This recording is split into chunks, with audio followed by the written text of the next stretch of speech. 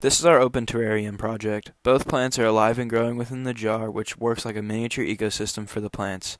It reuses the water that you put in it by creating its own water cycle with a filtration layer called a false bottom. We made our false bottom with different sized rocks and sand.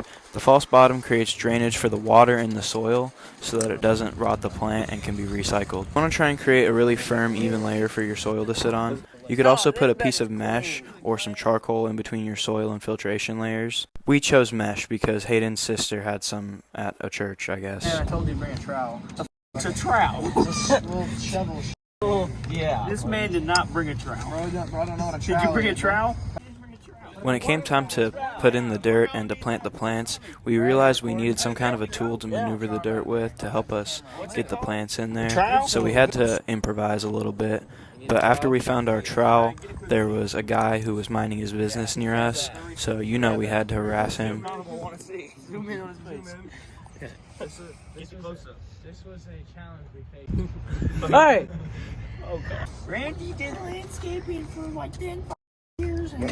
Randy probably knows what he's doing. Randy definitely did know what he was doing. Me and Hayden were having a really hard time getting the plants to fit in the jar comfortably and look good. Randy took over and he was able to get the plants in there real snug, and he added some decoration too, and I think it turned out really well. Got more right there in that bottle. You ready, boys?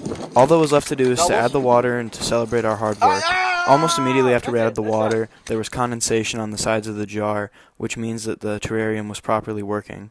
After it forms on the walls, the condensation will run back down into the soil and water the plant, and eventually be recycled through the jar again. Since this is an open terrarium and not a closed terrarium, not all of the water stays in the jar as it goes through the cycle, so you do occasionally have to water it. However, these plants are succulents, so they don't require very much water, and this is going to be a very low maintenance plant. I would say this project was a success. Both plants are alive, and we decorated it, and it also makes pretty good decoration. It's also functional. Walmart did have more and cheaper options for flowers, but they didn't have very much for glass. Our jar was pretty small. I wish we would have went to Grassroots for our glass.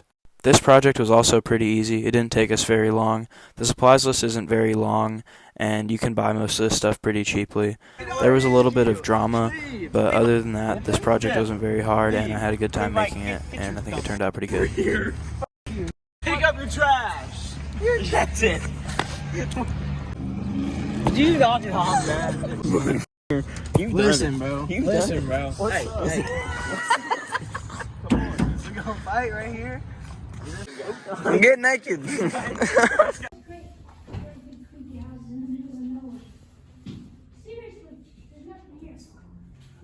is good. This is good shit. Solid work. It worked.